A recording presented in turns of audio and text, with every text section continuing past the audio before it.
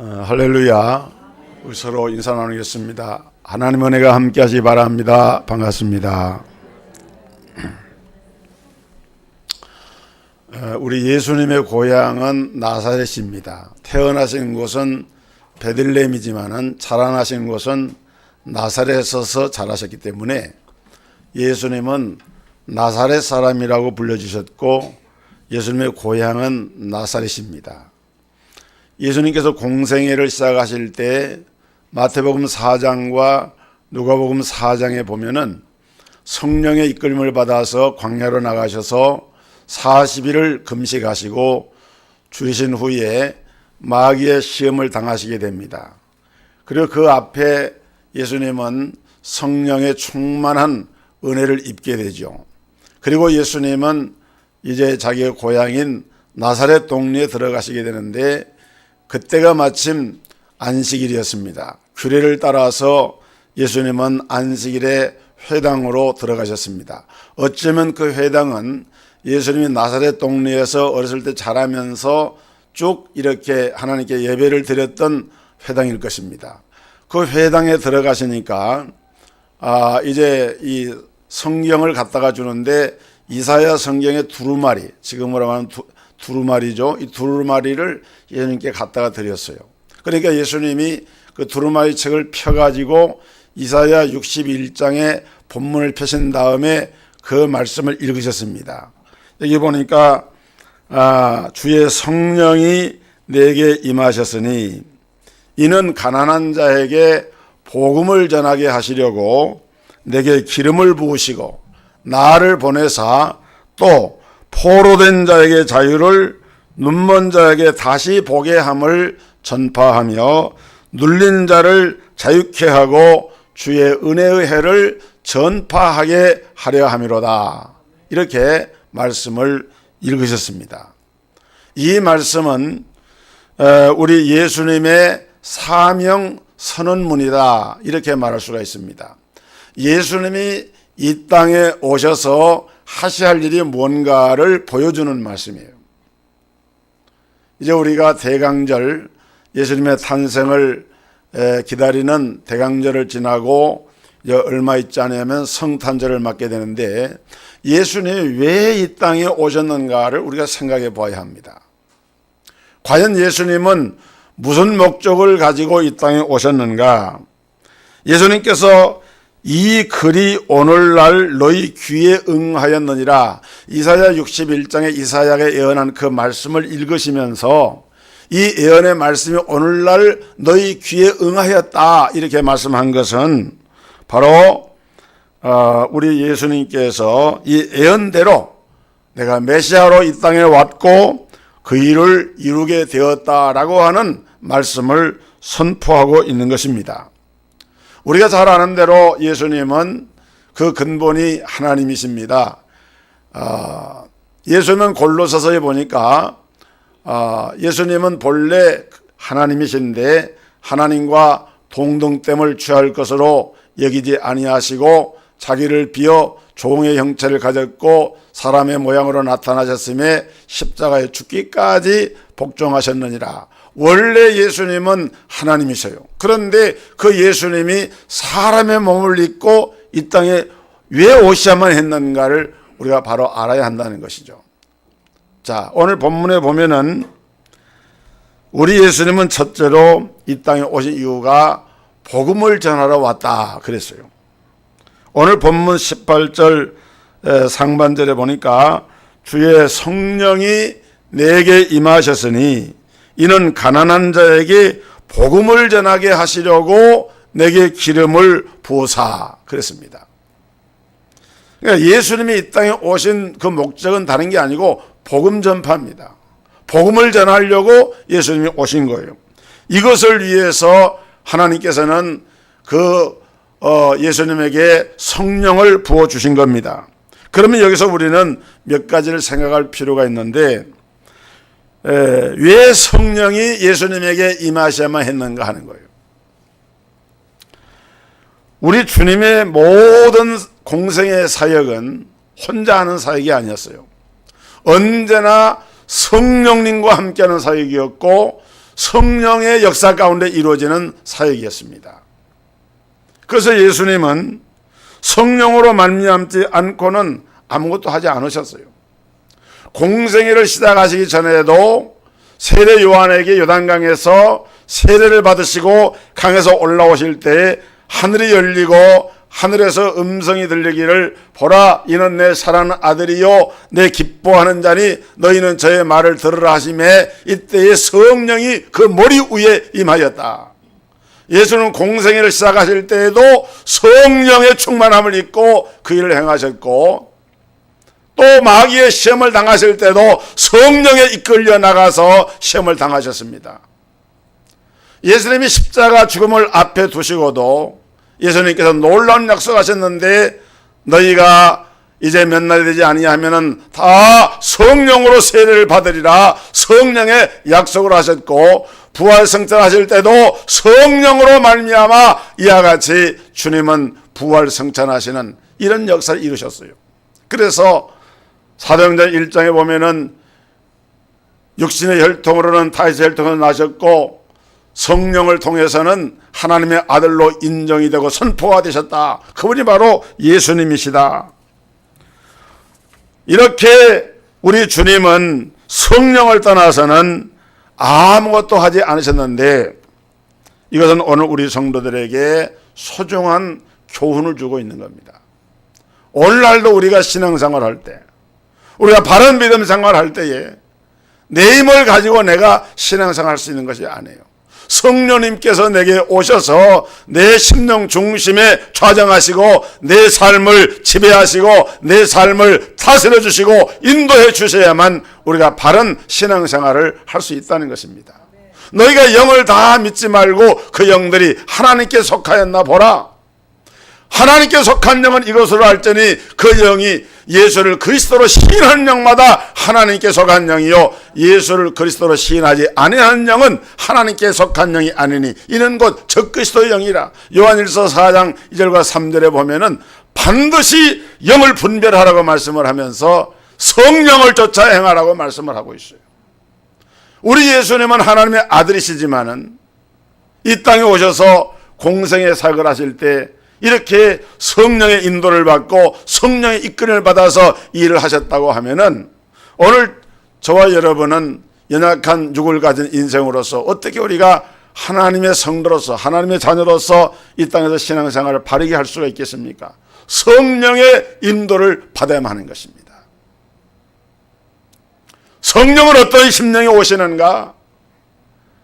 반드시 성령은 말씀과 함께 역사하기 때문에 말씀을 사모하고 말씀을 묵상하고 그 말씀을 마음에 담아서 말씀이 체질화되고 각인되어지는 그런 심령 속에 성령께서 역사하십니다. 또 우리가 하나님 앞에 기도할 때 성령이 임하시게 됩니다. 하나님의 선한 뜻을 이루고 살고자 할 때 성령께서 우리 가운데 일을 하시는 거예요.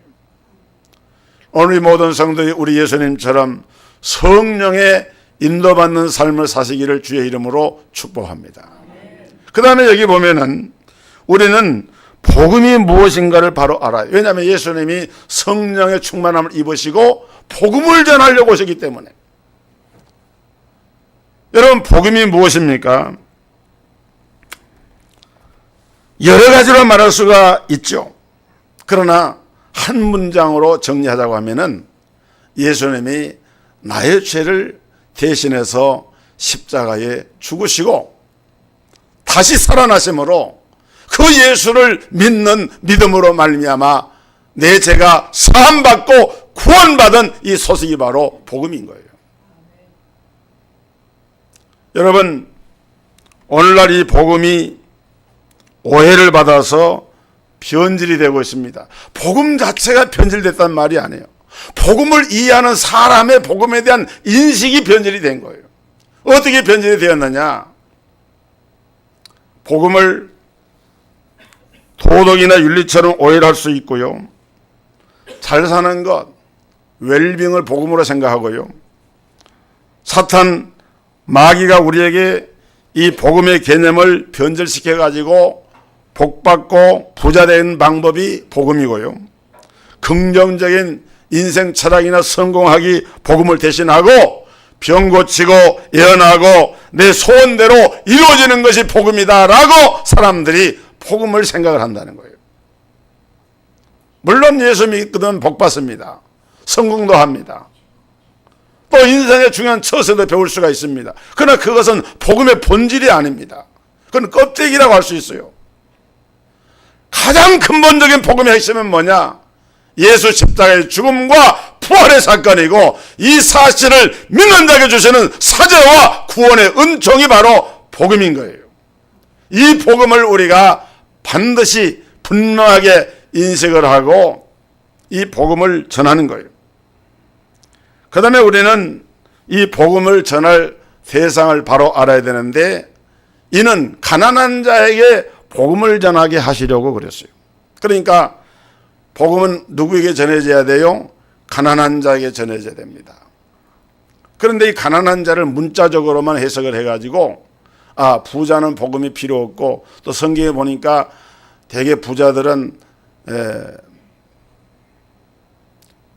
천국에 들어가기 어려운 것이 그 약대가 바늘구멍에 들어간 것보다 어렵다 이런 말씀도 있으니까 아마 예수님은 가난한 자를 특별히 사랑하시나 보다라고 생각을 하면서 그렇게 오해할 수가 있습니다. 여기서 말하는 가난한 자는 심령이 가난한 자를 말하는 거예요. 여러분 우리나라의 복음화율이 굉장히 높습니다. 근데 그 중에서도 가장 높은 동네가 어느 동네냐? 저 강남하고 분당하고 과천, 서울에서도요 이 지역이 복음화율이 굉장히 높아요. 30% 이상 35%까지 이렇게 가는 그런 지역에는 거의 세 사람 중에 한두 사람이 예수 믿는 사람이에요. 근데 되게 그 동네들도 잘 사는 나라, 잘 사는 동네입니다. 중요한 것은 예수님이 경제적으로 가난한 자나 부자를 가린 게 아닙니다. 우리가 살다 보면 경제적으로 가난할 수도 있고 부할 수도 있습니다. 그냥 가난하기보다는 부자 되는 게 더 좋죠. 또 실제로 부자인데도 예수 잘 믿고 신앙생활 잘하는 사람도 많아요. 어떤 면에서 보면은 부자이기 때문에 세상에 넉넉하기 때문에 복음을 외면하기가 쉬운데 그런데도 정말 복음을 붙잡고 신앙생활 잘한 걸 보면은 정말 그런 사람도 훌륭한 사람들인 거예요. 왜? 세상에 먹고 살 걱정 없는데도 예수 믿는 믿음이 너무 귀해서 감사해서 그 복음을 붙잡고 사는 것, 그거 아름다운 거예요. 중요한 것은 예수님께서 이는 가난한 자에게 복음을 전하게 하시려고 라고 할 때 가난한 자는 그런 세상에서 물질적인 부와 가난을 말한 것이 아니고 마음이 가난한 자를 이렇게 말씀을 한 것입니다. 여러분 심령이 가난하면은 그 사람은 변합니다. 귀가 열리고 복음의 귀를 기울이게 돼요. 자기 안에 있는 자기의 인간의 그 내면의 음성에 귀를 기울일 수가 있게 됩니다. 우리나라에 석학으로 일컬어지는 이혜령 선생이 있습니다. 이 이혜령 선생이 예수 그리스도를 구원의 주님을 영접하고 예수 믿는 사람이 됐어요. 그런데 이분은 작가였고 아주 비평적인 비평가였고 문학인으로서 저도 젊은 시절 청년 시절에 그분의 글을 굉장히 좋아해서 그렇게 그 글을 읽으면서 일종의 어떤 그 카타르시스 이런 젊은 이 어떤 고민을 받는 그런 느낌도 받고 그랬던 분인데 근데 이분은 무신론자였어요. 그런데 그 딸이 예수 믿고 목사가 되고 일찍 하나님 부름을 받았지만은 이런저런 연유로 돼가지고 이번에 예수를 믿게 되고 세례를 받게 됐어요. 세례를 받고 나서 그분이 기독교 방송에 나와서 인터뷰를 했는데 이번에 세례 받으면서 그렇게 눈물이 쏟아지더래요. 막 눈물이 쏟아지는데 주체할 수가 없을 정도로. 그래서 정말 이성과 지성으로 이렇게 냉철한 그런 사고로 똘똘 뭉쳐져 있는 그런 지성인 이혜령이라는 사람이 그 자아가 깨뜨려지고 부서지면서 그야말로 눈물을 펑펑펑 쏟으면서 세를 받은 거예요. 나이가 70이 넘어서. 그러면서 그 TV 방송에 나와가지고 하는 말이 자기는 지금까지 토끼로 살아왔다는 거예요. 여러분 이서 우화에 보면은 토끼와 거북이 이야기 있죠. 토끼가 앞서 달려갑니다. 항상 자기는 앞선 자였어요. 사회에서 모든 지성에 앞섰고 모든 사회의 어떤 이런 지식이나 견문에 앞섰고 다른 사람보다 적어도 앞서가는 그런 선각자로 자처하면서 그렇게 살아왔는데 세례받고 예수를 믿고 예수님을 자기 마음 가운데 영접하고 난 다음부터 그가 깨닫게 된 것이 나는 이제 더 이상 토끼가 아니라 나는 거북이로 살아야만 한다. 토끼가 앞서가는 것 같지만 토끼가 승리하지 못합니다. 마음이 자만해져 가지고 교만해져 가지고 자기 뒤에 오는 거북이를 의식하지 않고 잠자다가 결국은 승리를 뺏기고 말잖아요. 그래서 거북이는 그런 꾀를 안 부립니다. 그저 보든지 말든지 자기를 가는 거예요. 여러분 이 얘기를 이혜령 선생이 하면서 자기의 그 신앙의 고백을 한 거예요. 어떤 면에서 보면은 사람들에게는 이 토끼가 가지는 교만감과 우월감이 있는 거예요. 토끼처럼 똑똑하고 잘난 토끼, 오만한 토끼가 아니라 이제는 비로소 거북이가 되어가지고 엉금엉금 기어가지만은 자기는 잘난 것이 아무것도 없지만은 그러나 주님을 의지하면서 성령을 의지하면서 자기의 모든 것을 내려놓고 그렇게 살아가는 그런 삶의 자세로 전환이 되어버린 거예요. 여러분 우리가 예수를 믿고 신앙생활을 하지만은 자칫 그런 토끼와 같은 잘난 토끼와 같은 자기 교만에 빠질 수가 있어요. 그래서 솔직히 말해서 우리가 하나님 앞에 우리가 자랑할 것이 뭐가 있습니까?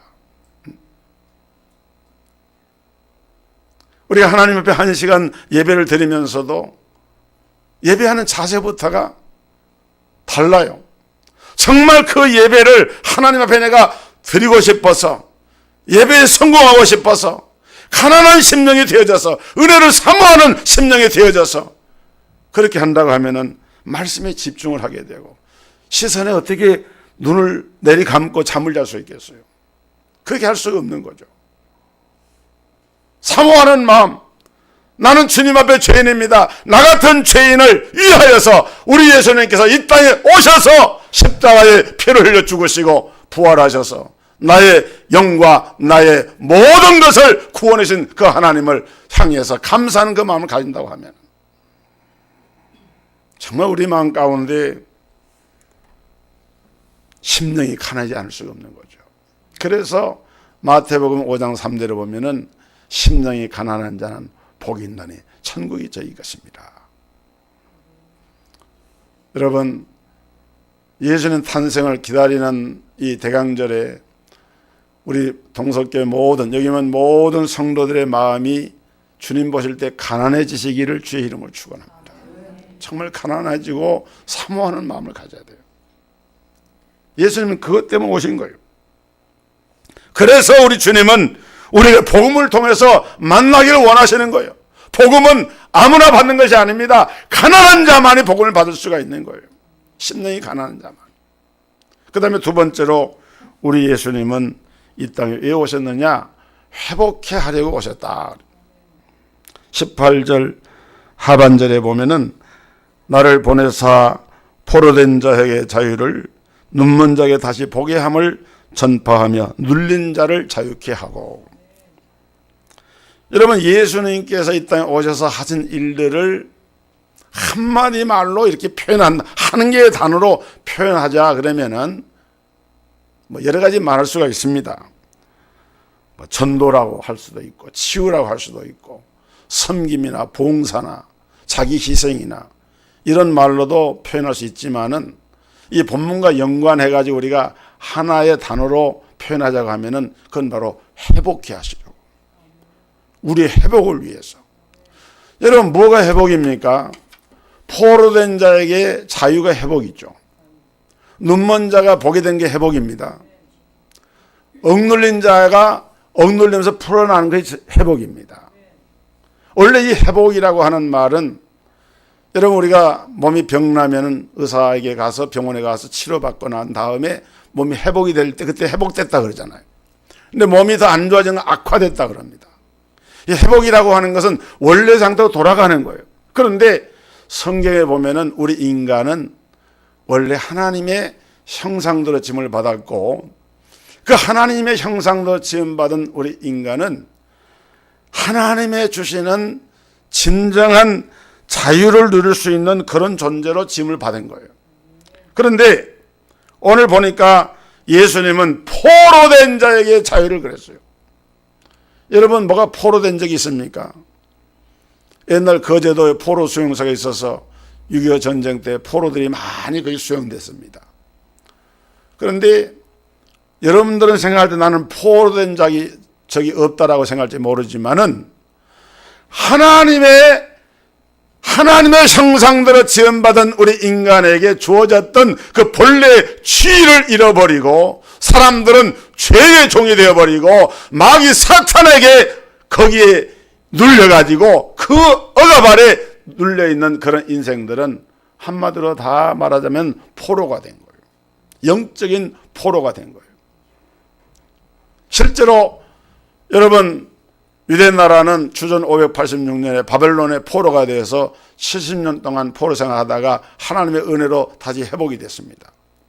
그 사건은 바로 영적으로 죄악 가운데에서 죄의 종을 하고 있는 우리 인생이 그리스도 예수의 복음을 통해서 회복이 되어지는 역사를 상징적으로 보여준 사건이고 모든 성경 해석자들이 그 역사적인 바벨론 포로 사건을 바로 영적인 사건으로 연결시켜서 해석을 합니다. 그렇기 때문에 오늘 우리는 예수님을 믿음으로 말미암아 더 이상 죽음의 권세 아래 있지 않고 해방을 받게 되고 자유를 얻게 되었습니다. 할렐루야. 우리는 더 이상 죄 아래 있지 아니하고 죄의 결박 아래 사망의 결박 아래 매여 있는 것이 아니라 그리스도 예수께서 이 땅에 오셔서 포로된 자에게 자유를 선포하신 그 복음으로 말미암아 우리가 자유함을 얻게 된 거예요. 그래서 요한복음 8장 36절에 보면은 아들이 너희를 자유케 하면 너희가 자유하리라. 그 아들이 누굽니까? 예수 그리스도예요. 이 땅에서 수많은 사람들이 죄의 사슬에서 매여서 살고 있습니다. 그런데 우리 주님은 이 땅에 오셔서 포로된 자에게 자유를 선포하시는 이 놀라운 회복의 은혜를 베풀어 주신 거예요. 또 한 가지 은혜는 뭡니까? 눈먼 자를 다시 보게 한다. 눈먼 사람이 다시 보게 되는 게 회복입니다.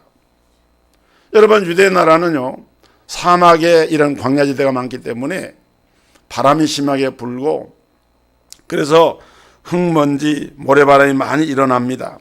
또 태양의 직사광선 때문에 이렇게 시력을 잃는 사람이 많다 그래요. 그래서 누가복음 8장에 보면은 벳세다의 소경에 대한 얘기가 나오고 10장에 보면은 또 그 소경 거지 바디모 얘기가 나오고 또 요한복음 8장에 보면 날 때부터 소경된 사람 이야기가 나오고 유대 나라는 유독히 그 지형적인 여건 때문에 시력을 잃어버리고 소경된 사람이 많았어요. 그래서 성경에 그런 얘기가 많이 나옵니다. 이 소경은 어떻게 됩니까? 되게 바디메오도 그렇고 소경 거지 바디메오 또 날 때부터 소경된 사람도 저는 그 구걸하는 자라 이렇게 얘기했어요. 그러니까 소경은 자기 신체의 중요한 기능이 상실되었기 때문에 먹고 사는데 자생력이 없어요. 그러니까 남의 도움을 받지 않으면 살 수가 없는 가정에서도 천덕꾸러기고 사회에서도 이렇게 뒤처지고 한마디로 설 자리가 없는 그 시대에 가장 맞으면은 이 고통당하는 사람 가운데 하나가 소경들이었어요. 목숨만 붙어 있지 죽지 못해서 사는 인생. 그런데 놀라운 것은 성경에 보니까 이 사람들이 예수님을 만나고 나서 그 삶이 다 인생이 변화가 됩니다. 소경거지 바디메오도 바뀌어졌죠. 벳세다의 소경도 바뀌어졌죠. 여러분 날 때부터 성된 사람도 예수님 만나고 나서 인생이 바뀌어졌죠. 회복이 된 거예요. 눈먼 자에게 보게 함을. 그런데 여러분 이 사건은 단순히 육체적인 이 눈만을 말하는 것이 아니라 영적으로 볼 때 사람들은 눈이 있어도 보지를 못하는 거예요. 하나님을 보지 못하는 거예요. 신령한 하늘의 세계를 보지 못하는 거예요. 눈은 떴지만은 라오디게 교회같이 나는 부자라 부여여 가난한 것이 없다 하고 이렇게 스스로 자기를 부자라고 했지만은 네 눈먼 것과 네 보지 못하는 걸 네가 알지 못하는도다. 영적으로 볼 때는 하나님 알지 못하고 천국 알지 못하니까 영적으로는 소경이나 마찬가지예요. 그 영적 소경된 사람들에게 우리 예수님께서는 이 땅에 오셔서 물론 육체의 소경도 늘 떠주게 해줬지만은 이 말씀의 본래 의미는 영적으로 하나님의 세계를 알지 못하는 자들에게 영적인 눈이 열려져서 영안이 열려져서 하늘의 세계를 보게 하셨다. 사랑하는 성도 여러분, 영안이 회복되어야 기쁨이 있고 영안이 열려야 믿음 생활을 바로 할 수 있습니다. 우리 성도들에게도 그런 심령의 영안이 열려지기를, 하나님의 이런 영안이 열려진 것을 기뻐하시기를 주의 이름으로 축원합니다. 영안이 열려야 되는 거예요. 영안이. 그 다음에 또 한 가지는 눌린 자를 자유케 하셨다 그랬어요. 여러분 성경에 보면은 사람은 원래 하나님이 지으실 때 세상을 다스리는 존재로 하나님이 세우셨어요. 창세기 1장 18절에 보면은 하나님이 그 형상대로 사람을 지으시고 저들에게 복을 주시며 생육하고 번성하라, 땅에 충만하라, 땅을 정복하라, 온 땅을 다스리라. 사람은 이 세상의 모든 만물들을 다스리는 모든 피조물의 가장 영광스러운 존재로 지음받은 것이 인생인데 죄짓고 타락하고 하나님과의 관계가 이렇게 떨어지고 보니까 어떤 현상이 일어납니까? 섬겨야 할 하나님을 섬기는 것이 아니고 다스려야 할 대상을 다스리는 것이 아니라 섬기는 하나님을 섬기지 않고 오히려 다스려야 할 그런 존재를 섬기고 있는 거예요. 나무나 돌이나 흙이나 진흙이나 이런 걸로 부어 만든, 금이나 동으로 부어 만든 우상을 섬기고 나무를 섬기고 짐승을 섬기고 뱀을 섬기고 소를 섬기고 그것뿐만이 아닙니다. 지금은 만몬신이라 그래서 재물이라고 하는 또 신이 있어요. 사실은 돈이나 이런 것도 하나님이 우리에게 다 주신 것인데 돈이 우상이 되어 신이 돼. 그건 뭐냐면 돈에 눌려 있는 거예요. 재물에 눌려 있는 거예요. 우리 영혼이 정말 이런 것 때문에 눌리면 안 되는데 그 억압되어 있는 눌려 있는 것들 때문에 수많은 병들이 일어납니다. 여러분 지금 정신성 노이로제 요즘 큰 사건들 일어나면은 그냥 자기도 모르게 그랬다 그러고 이제 발뺌하려고 그런 거지만은 되게 그렇게 말하잖아요. 그 범인들이 실제로 그 사람들은 영적인 억압을 당하고 있는 거예요. 스트레스라고 하는 것이 뭡니까? 스트레스는 강하게 억누르는 거거든요. 강하게 억누르다 보니까 쪼이니까 답답하니까 병이 생기고 문제가 생기는 거예요. 혈압이다 하는 말이 혈압이다 하는 말이 억누른다는 말이거든요. 누를 압잖아요. 피만 누르는 것이 아니라 심장도 눌려가지고 억눌려. 그래서 제가 요즘 사모가 절대로 그래요. 심호흡을 좀 하라고. 그래서 제가 시간 나는 대로 심호흡을 합니다. 코로 숨을 들이킨 다음에 입으로 숨을 천천히 내뱉는 거예요. 여러분 이거는 신앙 문제를 떠나서 건강에도 굉장히 유익하니까 여러분들 하면 좋아요. 왜냐하면은 우리 폐라고 하는 것이 공기가 들어가서 이 심장에 이렇게 이제 폐에 들어가서 이것이 심장에 연결된 피라든지 이런 데 전부 다 그 공기 속에 있는 산소가 녹아 들어가서 역할을 하는 것인데 이게 공기 흡입이 잘못되면은요 신체의 바란스가 깨어지게 됩니다. 물론 하나님이 다 사람의 수명을 정하시고 우리 삶을 인도하시지만은 그러나 사람이 지혜롭게 해야 할 필요가 있는 건 해야 되는 거예요. 그게 안 하다 보니까 여러분 막 심장이나 폐가 쪼그라들어가. 이 사진에 보면 쪼그라들어가 이렇게 눌려 있는 그런 사람들이 있어요. 이거 쫙 펴야 됩니다. 가슴을 펴야 돼요. 눌린 자, 이 눌려 있는 자를 돈의 지배를 당하고 재물을 신처럼 섬기고 죄의 짐에 눌려서 쓰러져 넘어지는 이런 사람들에게 주님은 그들에게 그 눌림에서 자유케 해서 회복케 하시려고 주님이 오셨다. 이 은혜가 여러분의 임하기를 바랍니다. 마지막으로 우리 예수님은 우리에게 기쁨의 삶을 누리게 하려고 오셨다 그랬어요. 오늘 본문 19절에 보니까 주의 은혜의 해를 전파하게 하려 하십니다. 은혜의 해가 뭐냐? 은혜의 해라고 하는 것은 성경에 특별한 용어를 썼는데 희년이라고 하는 말을 씁니다. 은혜의 해예요. 여러분 구약의 성경에 보면은 하나님께서 매 7년마다 안식년을 두시고 안식년이 7회 반복이 되면 7절은 49, 다음 해가 희년이 됩니다. 이 희년은 어떤 일을 하는가 하면은 모든 포로된 사람들에게 자기 집으로 돌아가게 합니다. 종으로 불림을 받은 사람도 희년이 되면 전부 다 자유를 자유로 줍니다. 남의 밭을 사가지고 내가 소유하고 있다 하더라도 희년이 되면 그 사람이 돌려줍니다. 이건 특별한 법인데, 유대인의 특별한 법인데, 그래서 희년이라고 하는 것은 한마디로 말하면은 정말 기쁘고 즐거운 그 해가 희년인 거예요. 희년의 해를 전파하게 하려 합니다. 그러니까 예수님께서 오늘 이 땅에 죄와 마귀와 흑암 세력 아래서 고통당하는 우리 인생들을 그들의 모든 눌림과 억압으로부터 자유하게 한 다음에 그들의 궁극적으로 주려고 하는 것이 뭐냐? 이 희년의 기쁨을 누리게 하려고 주님은 이 땅에 오셨다는 거예요. 여러분, 우리 주님은 우리가 기뻐하길 원합니다. 항상 기뻐하라, 쉬지 말고 기도하라, 범사에 감사하라. 이는 그리스도 예수 안에서 너희를 향하신 하나님의 뜻이니라.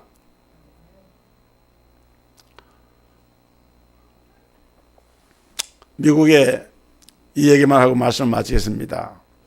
보스턴에 어느 지하 병동의 한 소녀가 격리 수용돼 있었습니다.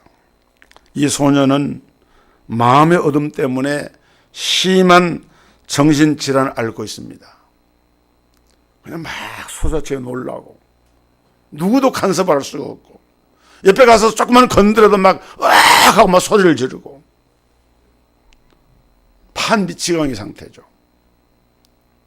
그래서 의사들도 온갖 노력을 기울였지만 결국은 회복 불가능이라는 판정을 내리고 부모도 이 아이를 포기해버렸어요. 면회조차 가지 않았습니다. 그 누구도 이 소녀의 관심을 갖지 않았습니다. 회복 불가능이라고 하는 낙인이 찍혀버린 이 아이에게 아무도 가까이 하지 않는데, 그런데 그 병원에 한 나이 많은 간호사가 있었는데 이 간호사가 모든 사람이 다 포기해버린 이 소녀 아이에게 다가가서 예수님에 대해서 전하기 시작했습니다. 복음을 전한 거예요. 부모조차 포기하고 병원에서 회복 불가능이라고 판정을 받고 그래 아무도 돌아보지 않는 이 소녀 아이에게 복음을 전하면서 따뜻하게 하는데, 놀라운 것은 이 아이가 그렇게 한 6개월 만에 이제 서서히 마음의 변화가 찾아오기 시작을 하고 정신질환이 완전히 치유가 되어져서 마침내 이 소녀아이는 자기가 경험한 이 새로운 삶에 대해서 이제 자기의 삶의 목적이 만들어졌어요. 나도 내가 이렇게 고통 속에서 신음할 때 나를 도와준 이 간호사님처럼 나도 다른 사람을 돕는 사람이 되어야 되겠다. 그래서 이분이 나중에 이 일에 헌신하게 되는데, 이분이 누구냐면은 여러분 삼중구의 그 봉사자인 헬런 켈러 이름 들어보셨죠? 그 헬런 켈러에게 보지 못하고 말하지 못하고 듣지도 못한 헬런 켈러에게 예수 사랑을 전하고 그를 깨우쳐서 위대한 헌신자로 만난 설리번이라는 선생님이 있었어요. 그 설리번이라고 하는 선생님이 바로 이 지금 제가 소개한 이 소녀예요. 그러니까 우리는 알기로 그 헬렌 켈러를 이렇게 변화시킨 유명한 선생님이 설리반 선생님을 알고 있지만은 그 설리반 그 자신도 어렸을 적에 그러한 고통 속에 있다가 누군가의 어떤 늙은 간호사 할머니를 통해서 사랑을 받고 예수의 복음을 접하고서 그가 마음의 변화를 입고 나니까 이 설리번이 헬렌 켈러 같은 어떻게 보면 자기보다 더 심한 상태죠. 그런 소녀에게 다가가서 정말 위대한 헌신자로 만드는 이런 역사가 이루어진 겁니다. 여러분, 성경은 사도 바울을 비롯해서 삭개오나 니고데모나 수많은 이 눈먼 소경이나 수많은 사람들의 변화의 이야기로 가득합니다. 무엇을 통해서? 예수님께서 이 땅에 오셔서 전한 복음 때문에, 회복의 복음, 권세 있는 복음, 능력 있는 복음 때문에 이런 역사가 일어나게 된 것입니다. 오늘 이 은혜가 여러분의 영과 육에 온전히 임하여서 우리 모든 성도들에게도 회복의 은혜가 임하기를 주의 이름으로 축복합니다. 하나님 감사합니다. 대강절을 맞이해서 우리 예수님께서 이 땅에 오신 이유를 우리가 살펴보았습니다. 정말 복음을 전하려고, 회복케 하시려고, 또 진정한 이 땅에 예수 그리스도의 기쁨을 주시려고 이 땅에 오신 그 주님을 우리가 마음속에 간절히 사모하고 심령이 가난한 자가 되어져서 우리 모두가 다 예수님을 내 심령 중심에 모시는 이런 귀한 기쁨을 누리게 하여 주옵소서. 예수 그리스도 이름으로 기도하옵나이다. 아멘.